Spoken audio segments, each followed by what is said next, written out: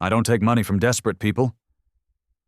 Beatrice Anderson's voice was steady, firm, final. She pushed $2,500 in cash back across her sewing table. The man in front of her, soaking wet, suit torn at the shoulder, hands shaking, stared at her like she'd lost her mind. Maybe she had. Her bank account showed $283.47. The electricity company's final shutoff notice sat on her desk. Her 14-year-old daughter needed shoes. But something in this stranger's terrified eyes reminded her of what her mother always said. When someone's drowning, you don't charge them for the rope. She had no idea that the man standing in her shop at 9:47 p.m. wasn't drowning. He was the ocean that had swallowed her family whole 26 years ago. And what she would discover in 4 months would destroy everything she thought she knew about kindness, justice, and the American dream. Comment where you're listening from. Subscribe to channel. Beatrice Anderson was 43 years old, and she'd been poor her entire life. Not the kind of poor that's temporary. Not the bootstraps kind. The kind that runs in your blood like a genetic disease, passed down from mother to daughter, generation after generation. No cure in sight. She'd grown up in 3rd Ward, Houston. Her mother, Emma Anderson, had run Anderson Alterations in the same brick building since 1984. Beatrice learned to sew at 7 years old. Not as a hobby, as survival training. By 9, she could take in a waistband. By 12, she could reconstruct a jacket shoulder. By 15, she could work by candlelight during blackouts, her fingers remembering what her eyes couldn't see. Her father had left when she was 3. Just walked out one morning, never came back. Her mother never talked about him. Raised Beatrice alone, working 16-hour days, 6 days a week, charging just enough to keep the lights on, but never enough to get ahead. "We're not a business," Emma would say, threading her needle by feel in the dim shop. "We're a service. There's a difference." Beatrice went to public school, wore donated clothes, qualified for free lunch. The other kids noticed. Kids always notice. But she kept her head down, got good grades, stayed invisible. She was smart, not just street smart, but actually intelligent. Math came easy. She could see patterns in fabric the way some people see patterns in numbers. She got pregnant at 19. The father, Marcus, promised marriage, promised stability, disappeared the day she told him. She named the baby Nena, raised her in a 1-bedroom apartment above her mother's shop. History repeating itself. But here's what nobody knew. Mini cliffhanger. Beatrice had taught herself engineering principles through sewing. Load-bearing seams, stress distribution, material sciences. She understood tension and compression better than most people with degrees. She'd fixed impossible repairs, wedding dresses torn beyond recognition, vintage suits with no replacement fabric, leather jackets everyone else said were trash. She could have been an engineer, could have gone to college on scholarship. But Nena came. Money got tight, her mother got sick, and survival doesn't leave room for dreams. Now, at 43, she was exactly where her mother had been. Same shop, same struggle, same impossible choice between dignity and rent. The electricity bill was $215, due Friday. Rent was $950, due in 4 days. She had $283.47 in her checking account. The math was simple and devastating. She was $881.53 short with no way to make it up. When the stranger knocked on her door at 8:58 p.m. on that rainy Tuesday night, she almost didn't answer.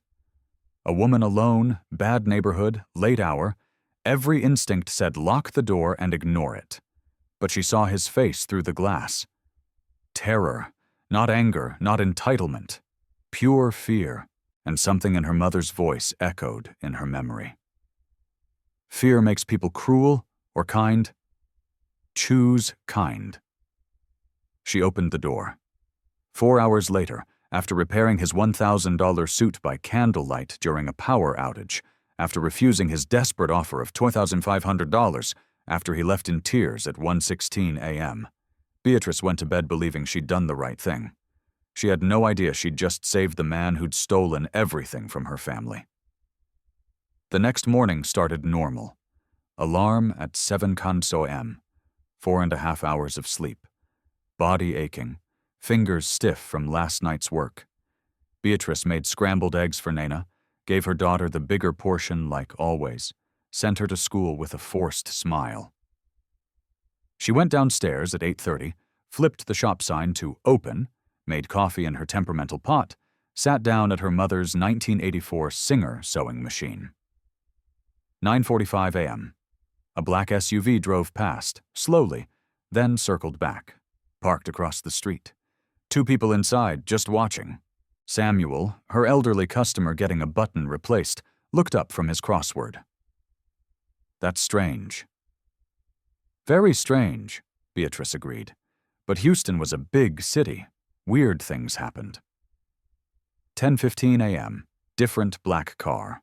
A woman in a sharp suit got out, walked to Beatrice's window, stared inside like she was appraising property, pulled out her phone, made a call while looking straight at Beatrice. Mr. Samuel stood. Beatrice, I don't like this.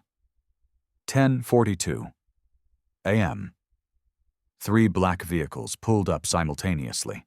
8 people in dark suits stepped out, moved toward her shop in formation. Professional, coordinated, terrifying. Lock the door, Mr. Samuel said, already pulling out his phone to call 911. But the lead man was already at the door, already opening it. Miss Beatrice Anderson? Her voice came out smaller than she wanted.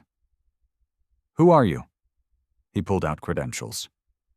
Richard Sterling, Senior Legal Counsel for Ashford Industries. We need to speak with you immediately regarding last night. I just fixed a suit. Her hands were shaking. I didn't do anything wrong. His face was unreadable. We know. That's exactly why we're here. What happened next will shock you. A woman stepped forward. Tailored suit, confident voice. Miss Anderson, I'm Melanie Brooks, VP of Communications. What we need to discuss is sensitive. We need privacy. Privacy for what? Beatrice backed against her sewing table. Am I being sued? No. Richard's voice was ice. But we need to talk about Gregory Ashford and what you did for him last night. Gregory. The desperate man. The torn suit. The $2,500 she'd refused. What had she done wrong? I helped someone, Beatrice said. That's not illegal. It's not. Melanie's voice softened slightly. But it is unusual, especially when that someone is Gregory Ashford. Another lawyer opened a briefcase, pulled out a tablet. Miss Anderson, do you follow business news? I barely have time to sleep. Beatrice's patience was fraying. No. He turned the tablet toward her. Forbes magazine cover. The man from last night, Gregory, stared back at her. The headline made her stomach drop.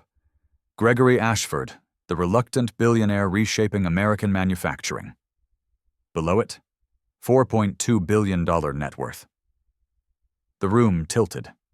Beatrice grabbed the table. That's him? Her voice was faint. That's Gregory? Gregory Ashford, Richard confirmed.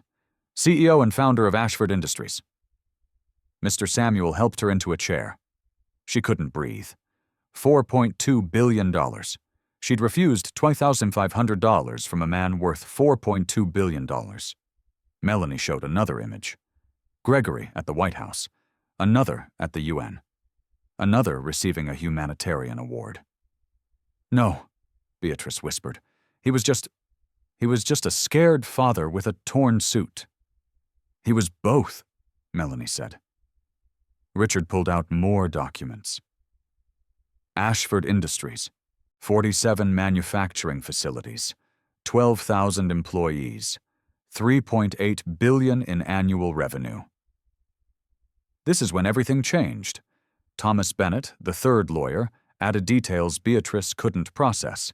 Medical equipment, automotive parts, aerospace components, numbers that made her poverty feel microscopic.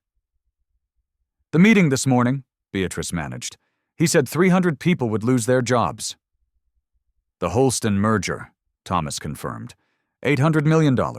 3 facilities on the line. He wasn't exaggerating. Richard showed her a news article time-stamped 10:00 a.m. this morning. Ashford Industries Board approves historic merger. 300 jobs saved. "He did it." Beatrice's voice broke. "He saved them." "Because of you," Melanie said firmly. "I just fixed a suit." "No." Richard leaned forward. "You did something much more important." He showed her an email from Gregory Ashford to his executive leadership team, sent 3:17 a.m. Subject line: "What I learned last night." Beatrice read it with shaking hands. "Last night I met someone who reminded me what leadership actually means. A woman who had every reason to say no, said yes. Who had every reason to take money, refused it. Who chose dignity over survival. I've spent 25 years building this company. Tonight, a seamstress taught me more about character than I learned in all those years. Tomorrow I walk into that boardroom remembering, it's not about the bottom line, it's about the people." Tears blurred Beatrice's vision. "He wrote this. About me?" "He sent it to 200 executives at 3 a.m., Melanie said. "Before the board meeting, he told them your story." But there was one thing she didn't know. Thomas pulled up board meeting minutes. Direct quote from the chairman. "Mr. Ashford's composure and clarity were remarkable. When challenged on the merger's risks, he spoke about leadership, character, and responsibility in ways I've never heard from him." Another board member's note. "Something changed in Gregory. He seemed human." "Why are you telling me this?" Beatrice asked. "Because," Richard said, spreading papers across her work table, "Gregory Ashford is on his way here right now. He'll arrive in 10 minutes, and Ms. Anderson—" He opened another briefcase full of documents, architectural plans, legal contracts, financial projections. "He has a proposal for you." Beatrice stared at papers covered in her own name. Director positions, equity partnerships, numbers she couldn't comprehend. "What kind of proposal?" "One that will change your life," Melanie said softly. "If you'll let it." Outside, the most expensive car yet pulled up. Security stepped out first. Then Gregory Ashford, the billionaire she'd treated like any other desperate person who needed help. He walked toward her door. That was his biggest mistake. Not his. Hers. The biggest mistake of Beatrice Anderson's life was trusting what came next. Because 4 months later, when she was living in a renovated shop, earning $120,000 a year, watching her daughter accept a full scholarship to Howard University when she thought the fairy tale was real, that's when she found the box in her mother's closet. The box her mother had labeled, "Samuel, do not open." Inside were patent documents dated 1998, engineering schematics, a leather journal filled with designs, and a name she recognized from her childhood, spoken in whispers when her mother thought she was asleep. Samuel Anderson. Her uncle. Her mother's younger brother. The uncle who'd worked at Ashford Industries' first factory. The mechanical engineer who'd invented the precision manufacturing process that made Gregory Ashford's fortune possible. The uncle who'd been forced out in 1999, patents stolen, died in poverty in 2015. The uncle whose work had made Gregory Ashford worth $4.2 billion, while his sister, Beatrice's mother, died with $100 in a coffee can and a shutoff notice from the electric company. What she found next would destroy everything. Beatrice sat on her mother's bedroom floor. Her mother had been dead 5 years now, surrounded by documents that rewrote her entire life.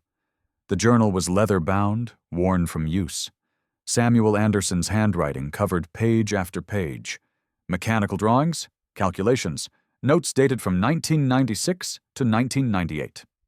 November 1996. Prototype successful. Precision within 0.001 mm tolerance. Could revolutionize automotive parts manufacturing. March 1997. Showed designs to Robert Ashford, plant supervisor. He seemed impressed, said he'd take it to ownership. June 1997. Robert promoted to VP Manufacturing. My designs now company property. Contract says anything created within scope of employment belongs to Ashford Industries. But I designed this at home, on my own time, my own materials. September 1997. Tried to discuss patent with Robert. He said I was stepping above my station. Said I should be grateful to have a job. Said black engineers don't get to make demands. The next entries got darker. December 1997. They're using my process in Factory B. I see my designs everywhere. No credit, no compensation. I asked Robert about royalties. He laughed. February 1998. Robert told me to stop making trouble. Said if I kept pushing, I'd be terminated. I have 2 kids. Wife is pregnant with our 3rd. I need this job. April 1998. Filed formal complaint with HR. They said I signed away all rights in my employment contract. I didn't understand what I was signing. They gave me 48 hours to sign a new NDA or be fired. I signed. What choice did I have? September 1998. Robert Ashford's son, Gregory, just graduated from Wharton. Company announcement. Gregory will revolutionize manufacturing with innovative processes. That's my work. My work. They're giving it to his son. The truth they buried for 26 years. Beatrice's hands shook as she turned pages. Her uncle's desperation bled through the ink. November 1998. Tried to hire a lawyer, can't afford one. Legal aid said employment contracts are hard to fight, especially when you signed an NDA, especially when you're black and the company is white and rich. January 1999. They fired me. Insubordination. Blackballed me from every factory in Houston. Can't get hired anywhere. Emma, my sister, is helping with bills, but she's barely surviving herself. I've destroyed my family over pride. March 1999. Gregory Ashford just founded Ashford Industries, using my manufacturing process as the foundation. The news calls him a genius entrepreneur. Forbes predicts his company will be worth hundreds of millions within a decade. July 1999. I am broken. Cannot provide for my family. My wife left, took the kids. I see my designs making millions for the Ashfords while I can't afford groceries. Emma says let it go. Says fighting rich white men only gets black men killed. But it's not fair. It's not fair. The last entry was dated August 15, 1999. I'm hiding these documents with Emma. If anything happens to me, maybe someday someone will care. Maybe someday there will be justice. But I don't believe it anymore. The system isn't broken. It was built this way, built to protect people like the Ashfords, built to crush people like me. Beatrice's tears fell onto the page, smearing ink written 26 years ago. Beneath the journal were patent applications, her uncle's name, filed March 1998, rejected. Reason: prior art exists. But there was no prior art. The prior patent was filed by Ashford Industries 2 weeks earlier, based on Samuel's own designs. They'd stolen his invention, then used the patent system to prove he stole it from them. Mini cliffhanger. Beneath the patents were newspaper clippings.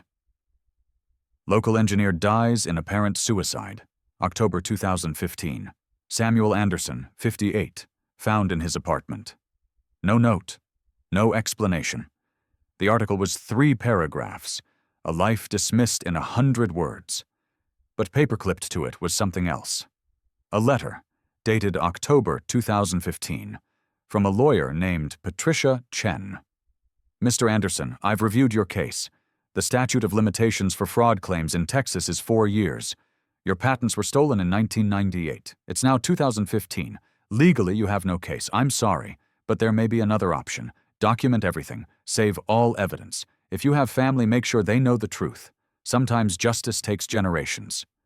Her uncle had saved everything, had documented everything, had waited for justice that never came, and then he'd killed himself. Or had he? Beatrice found one more document at the bottom of the box, a police report from October 2015. Investigating officer's notes. Deceased found by landlord. No signs of struggle, no suicide note. Antidepressants in medicine cabinet, but not at lethal levels. Me ruled death as undetermined. Family declined autopsy. Case closed. Undetermined. Not suicide. Undetermined. Her mother had known, had hidden this box, had labeled it with her brother's name and a warning not to open it. Why? Beatrice looked at her phone, at the contact she'd saved 4 months ago. Gregory Ashford, the man who'd cried in her shop, who'd offered her $2,500, who'd given her a $120,000 job, a $2.1 million investment, a scholarship for Nana. The man whose father had stolen everything from her uncle. The man whose fortune was built on her family's stolen designs. The man who'd been 18 years old when his father gave him Samuel Anderson's life's work and called it a graduation present. Gregory Ashford hadn't known, she told herself. He was just a kid. His father did this. Robert Ashford was the villain. But Robert Ashford had died in 2010. And Gregory had run Ashford Industries for 15 years after that, profiting every day from stolen work, never questioning where the family innovation came from, never wondering if his father had been honest. This is when Beatrice made a choice that would cost everything. She called Patricia Chen, the lawyer from the 2015 letter. 15 minutes of searching found her, still practicing, still taking underdog cases. Ms. Chen, my name is Beatrice Anderson. My uncle was Samuel Anderson. I need to talk to you about Ashford Industries. 2 weeks later, Beatrice sat in Patricia Chen's modest office in downtown Houston. The lawyer was 62, Chinese-American, sharp-eyed, and skeptical. I told your uncle in 2015 that the statute of limitations had passed, Patricia said. Why are you here? Beatrice spread the documents across the desk, the journal, the patents, the timeline. Patricia read for 20 minutes in silence. Then she looked up. How long have you worked for Ashford Industries? 4 months. Director of Employee Services.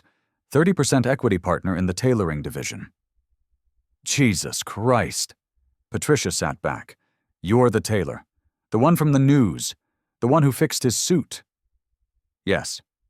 And he gave you a job, a partnership, money for your daughter's college. Yes. And now you're telling me he built his empire on designs stolen from your uncle. Yes. Patricia was quiet for a long time. Then, Miss Anderson, if you pursue this, you will lose everything he gave you. The job, the partnership, the scholarship. He'll call you ungrateful. The media will destroy you, and you might still lose in court. I know. Your daughter's scholarship is contractual. He can't take that back. But everything else? Gone. I know. Why would you do this? Beatrice looked at her mother's photo on her phone, at her uncle's face in the 1998 newspaper clipping, at Nana's bright smile. Because he said he learned about character from me, but I learned it from my mother, and she learned it from her brother. And Samuel Anderson died believing there was no justice in this world. She met Patricia's eyes. I need to prove him wrong. Patricia Chen smiled. It wasn't a nice smile. It was a lawyer's smile.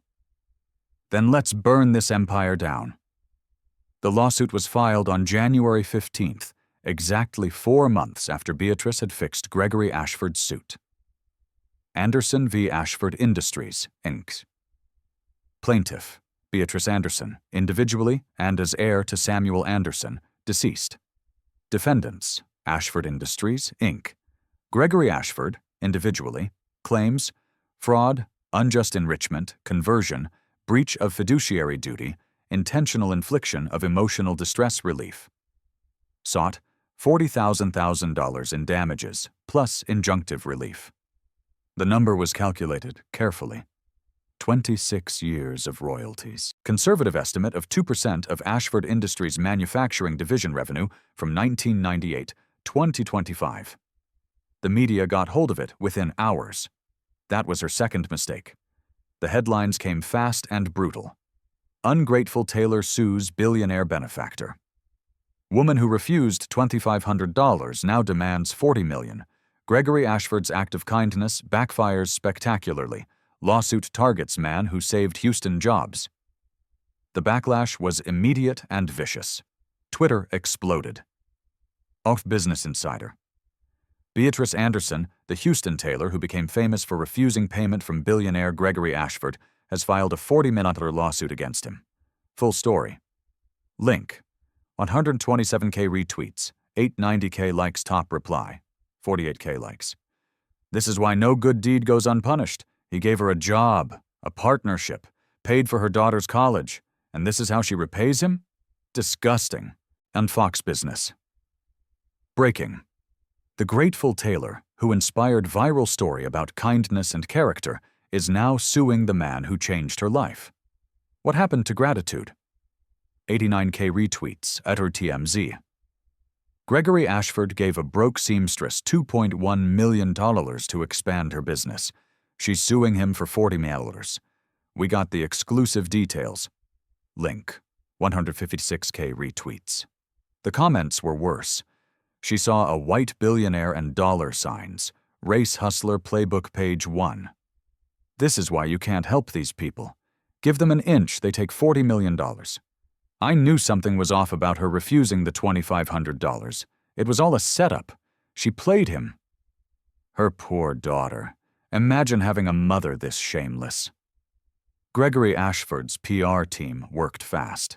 Within 24 hours, he was on Good Morning America. The host, sympathetic and warm. Gregory, this must be devastating. You tried to help someone, and now you're being sued. How are you feeling? Gregory, looking tired and hurt. Honestly, Robin, I'm heartbroken. I thought we'd built something meaningful, a partnership based on mutual respect. I invested millions in her community. I paid for her daughter's education, which, let me be clear, I won't take back. Nana deserves that scholarship no matter what her mother does. That's very generous of you. It's not about generosity. It's about doing what's right. He paused, and his voice cracked perfectly. I learned something from Beatrice that night, about character, about integrity. I thought we understood each other. I thought she believed in second chances, in building something together instead of tearing each other down. What do you think changed? I don't know. Maybe someone got in her ear. Maybe lawyers convinced her there was money to be made. But the Beatrice I met, who worked for 4 hours in the dark, who refused payment because I was desperate, I don't think she would do this. The host leaned in. The lawsuit alleges that your company stole designs from her uncle in 1998. What's your response to that? Gregory's face showed perfect sadness. My father, Robert Ashford, built this company from the ground up. He passed away in 2010, so he can't defend himself against these accusations. But I knew my father. He was a man of integrity. Did he make mistakes? Probably, we all do. But deliberately stealing from an employee? That's not the man who raised me. So you deny the allegations? I deny that my father was a thief. I deny that our company was built on stolen work. And I'm deeply saddened that someone I tried to help would make these accusations without any proof beyond some old notebooks that could say anything. What happened next will shock you. The public ate it up. Gregory Ashford, billionaire who saved jobs, who'd been inspired by a poor tailor's kindness, who'd invested millions to help her community, was the victim. Beatrice Anderson, ungrateful, greedy, playing the race card, was the villain. Protesters appeared outside Anderson alterations. Not many, but enough. Signs read, "Gratitude, not greed." Ashford changed your life. Don't bite the hand that feeds you. Someone spray-painted her shop window. Race hustler. Naina came home from school crying. Mom, everyone's saying terrible things. They're saying you're a liar. They're saying we're thieves. Why are you doing this? Beatrice held her daughter. Baby, sometimes doing the right thing makes people hate you. But is it the right thing? Mr. Ashford gave us everything. He gave you everything. He gave us what he could afford to lose, Naina. What he couldn't afford was the truth. But Naina pulled away. I don't understand. We were finally okay. Finally stable. And you're destroying it. Beatrice watched her daughter walk to her room and close the door. Watched the thing she'd feared most happening. Her child losing faith in her. She called Patricia Chen. They're destroying me. The media, the public. My own daughter doesn't understand. Patricia's voice was steel. Did you think this would be easy? You're a black woman accusing a white billionaire of building his empire on stolen black labor. Of course they're destroying you. That's the playbook. Discredit the accuser. Make it about gratitude instead of justice. What if we can't prove it?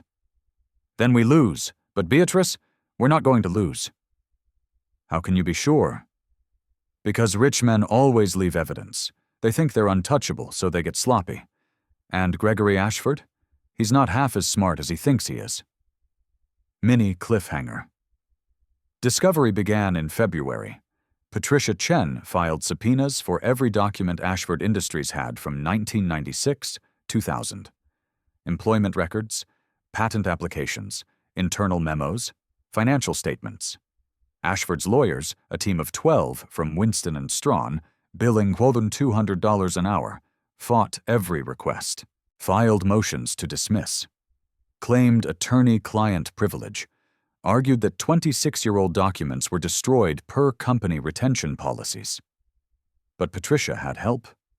3 associates from her firm, working pro bono. A paralegal named Marcus, who'd grown up in 3rd Ward, who remembered Beatrice's mother's shop, who worked 16-hour days because this is personal, and they had allies Beatrice didn't expect. The first email came in March. Subject line: I worked with Samuel Anderson. Ms. Anderson, my name is James Walsh. I'm 68 years old now, retired. But in 1998, I was a senior engineer at Ashford Industries Factory A. I knew your uncle. He was brilliant. What they did to him was criminal. I watched it happen and said nothing because I was a coward. I can't undo that. But I kept records. I have meeting notes from 1998, where Robert Ashford explicitly discussed optimizing Samuel's designs for commercial application. Basor. I have emails proving they knew the patents were based on Samuel's work. If you're fighting them, I'll testify. The second email came 2 days later, from a woman named Dorothy Martinez. I was Robert Ashford's executive assistant from 1996-2002.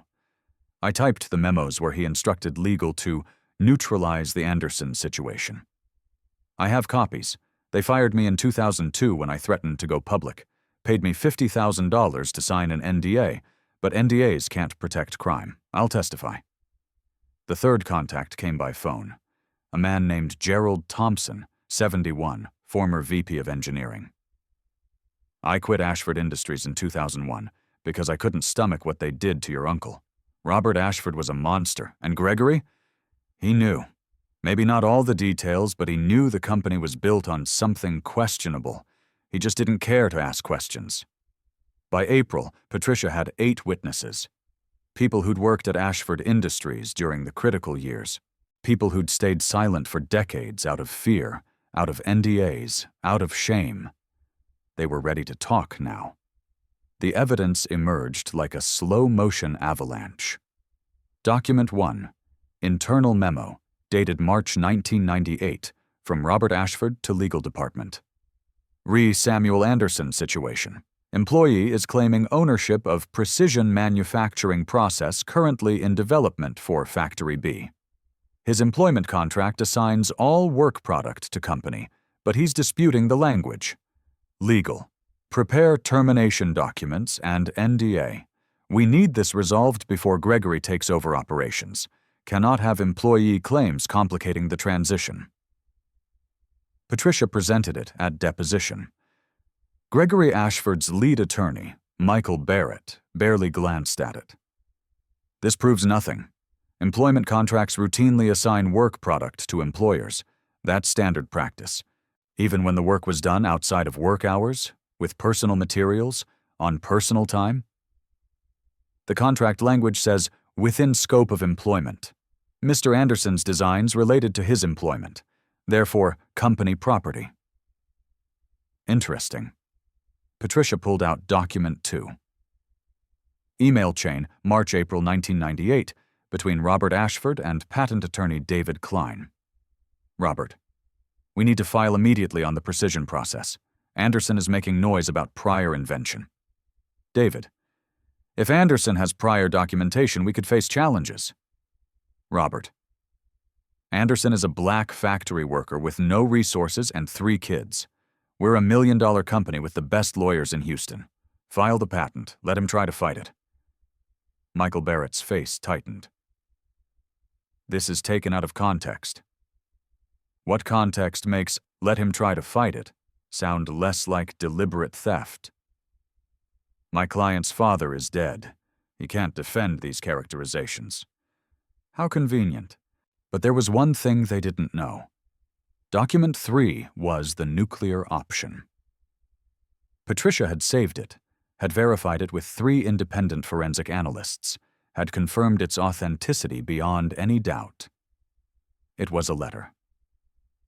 Dated September 1999, from Robert Ashford to Gregory Ashford, handwritten, on Ashford Industries letterhead. Son, you've asked about the foundation of our manufacturing process. The truth is complicated. In 1997, we had an employee, Samuel Anderson, who developed breakthrough designs. Brilliant work. But he was a factory engineer, not management material. Company policy gave us rights to his innovations, but he disputed this. We handled it. He's no longer with the company. His designs are now proprietary Ashford IP. You don't need to worry about the details. Just know that sometimes, in business, you have to be willing to make hard choices. The process is legal. Use it well. Build the empire I started. Dad. Patricia laid it on the conference table during Gregory's deposition in June.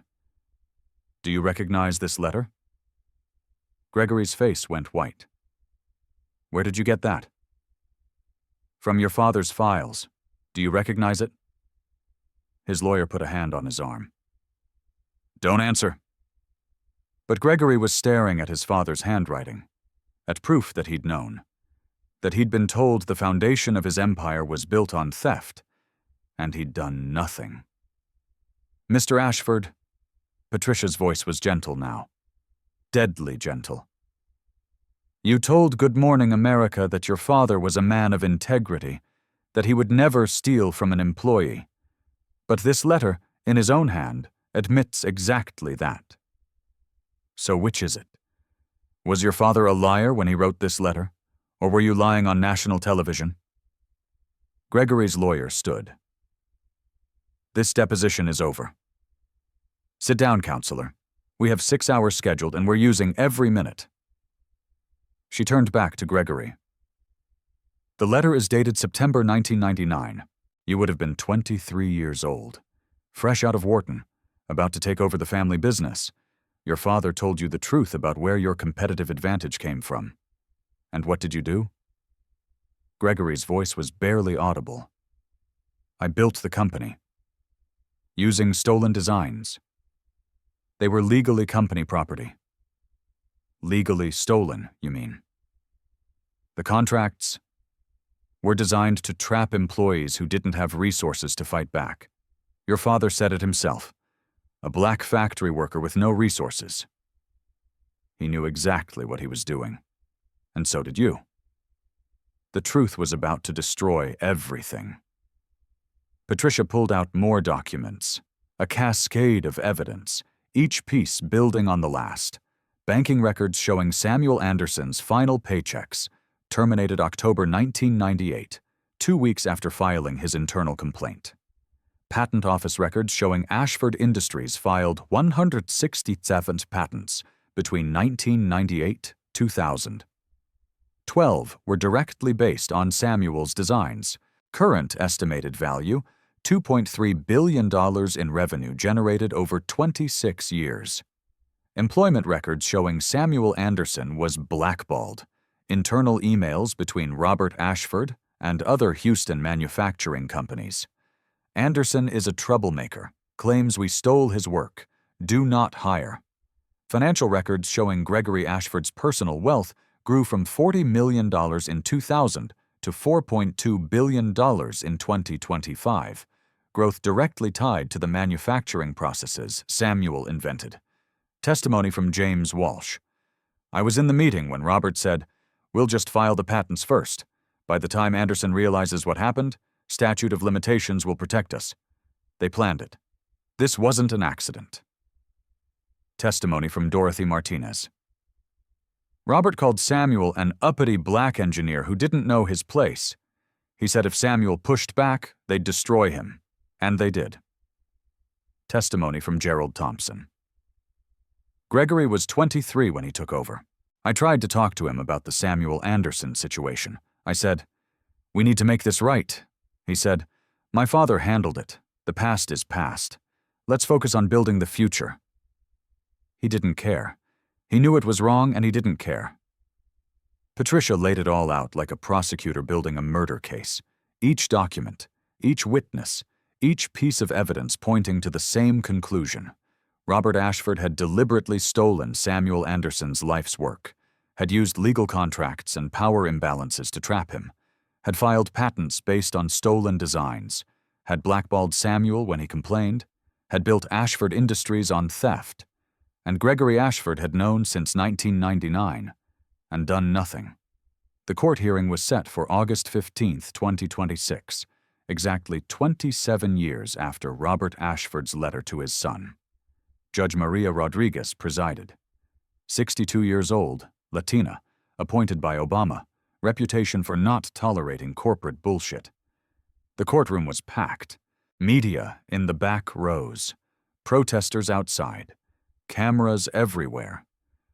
Gregory Ashford sat at the defense table, flanked by his 12 lawyers. He looked older now. Tired.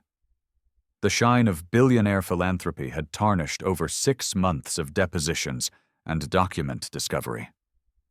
Beatrice sat at the plaintiff's table with Patricia Chen. She'd lost 20 pounds during the lawsuit, lost clients at her shop, lost friends who thought she was being ungrateful, nearly lost her daughter's respect. But she was still here. Judge Rodriguez spoke first. "I've reviewed the evidence presented during discovery. Mr. Barrett, your motion to dismiss is denied. This case is going to trial unless the parties reach settlement. But before we schedule trial dates, I have questions." She looked at Gregory. "Mr. Ashford, you've built a reputation as a philanthropist, a man of character, someone who learned about integrity from a struggling tailor who refused your money. Is that accurate?" "Yes, Your Honor." And yet, the evidence suggests your company, your family's company, was built on designs stolen from an employee who couldn't afford to fight back. How do you reconcile those two things?" Gregory's lawyer started to object, but Gregory held up a hand. "Your Honor, my father handled those matters before I took over. I was young. I didn't understand the full implications." "You were 23, Mr. Ashford. A Wharton graduate. You understood business. You understood intellectual property. Your father sent you a letter explaining exactly where your competitive advantage came from. What did you do with that information?" Silence. "Mr. Ashford, I'm asking you a direct question." Gregory's voice cracked. "I built the company. I used the processes. I generated revenue. I created jobs." Using stolen intellectual property. The contracts were legal documents designed to trap vulnerable employees. Legal doesn't mean ethical, Mr. Ashford. You know that. Judge Rodriguez turned to the evidence files. Samuel Anderson earned $42,000 a year when he invented processes that generated billions for your company. He died in poverty. His sister, the plaintiff's mother, ran a failing tailor shop while you built a fortune on her brother's work, and when the plaintiff tried to help you, out of kindness, you gave her a job and a partnership and acted like you were the generous one. She looked at Beatrice. Ms. Anderson, you could have kept quiet. You had a good job. Financial security for your daughter. Why risk it? Beatrice stood. Her voice was steady. Because my uncle died believing there was no justice. Because my mother spent 40 years struggling while the people who stole from her brother got rich. Because my daughter deserves to know that doing the right thing matters, even when it costs you everything. The courtroom was silent. Judge Rodriguez nodded. Mr. Barrett, I'm going to ask your client one more time. Do you want to settle this case, or do you want me to schedule a trial where all of this evidence becomes public record? Mini cliffhanger. Gregory Ashford looked at his lawyers, at the documents spread across Patricia Chen's table, at Beatrice's face, the woman who'd fixed his suit, who'd refused his money, who'd believed in his bullshit about character and integrity. He looked at the letter from his father, at the proof that he'd known for 27 years. We'll settle, he said quietly. The settlement was finalized in September 2026. Terms: $40 million payment to Beatrice Anderson, individually and as representative of Samuel Anderson's estate. Public acknowledgement from Gregory Ashford and Ashford Industries.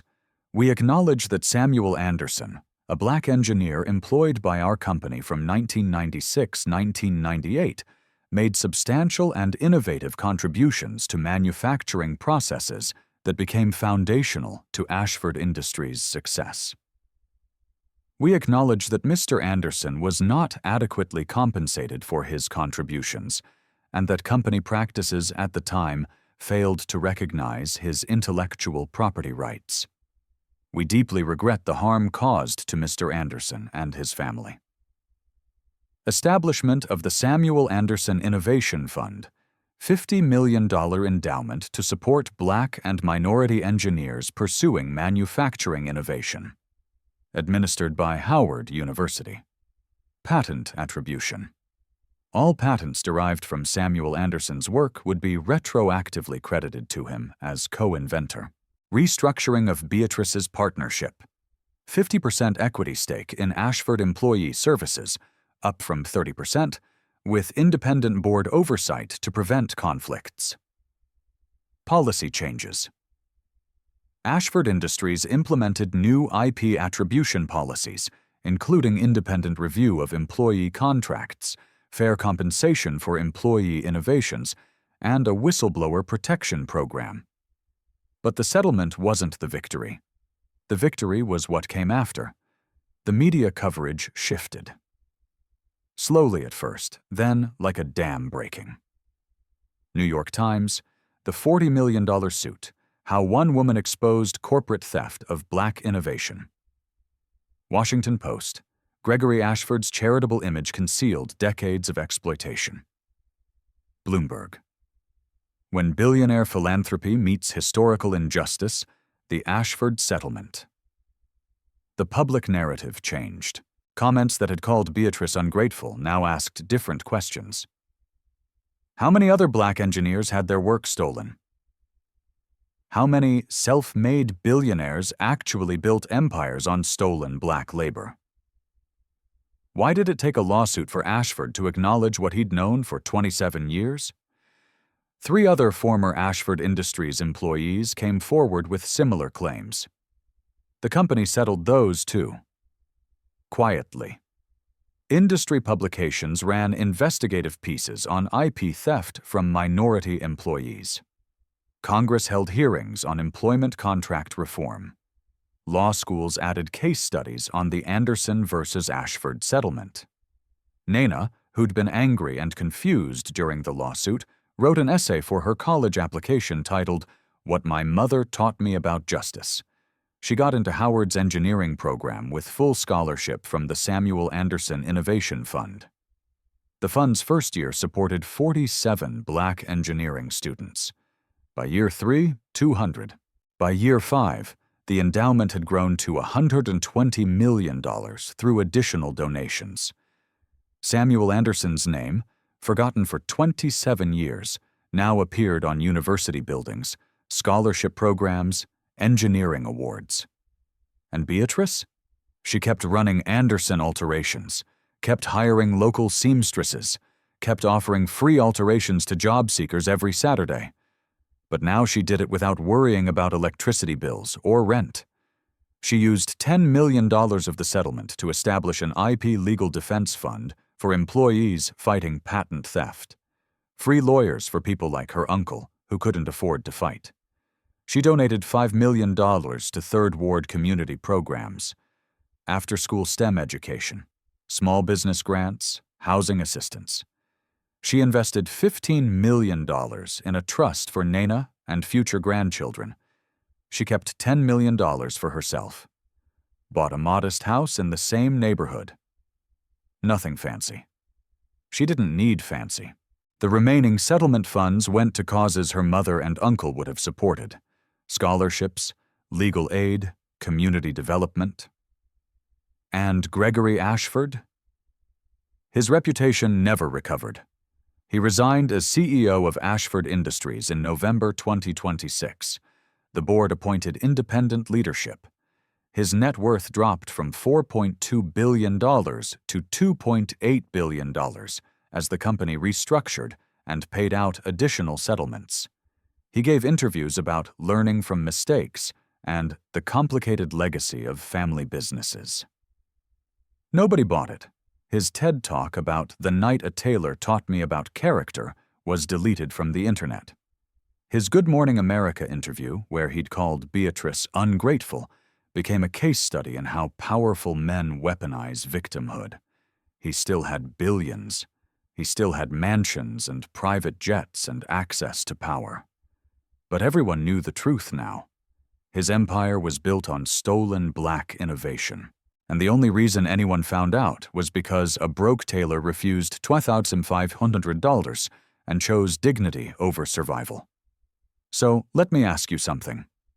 Have you ever worked for someone who took credit for your ideas? Have you ever signed a contract you didn't fully understand because you needed the job? Have you ever stayed quiet about injustice because speaking up felt too risky? Have you ever wondered how many self-made billionaires are really just people who were smart enough, rich enough, and white enough to steal without consequences? Beatrice Anderson did what most people can't do. She had everything to lose and fought anyway. She risked her daughter's future to honor her uncle's memory. She chose justice over gratitude. But she shouldn't have had to. Samuel Anderson shouldn't have died in poverty while his designs made billions for someone else.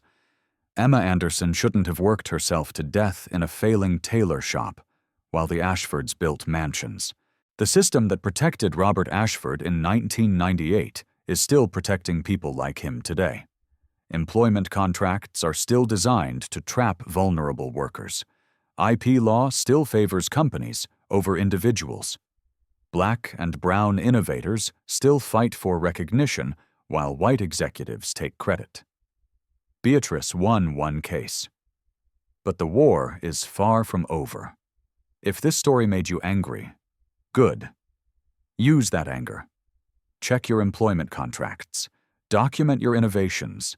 Support legal aid organizations that help workers fight back. Vote for politicians who reform IP law.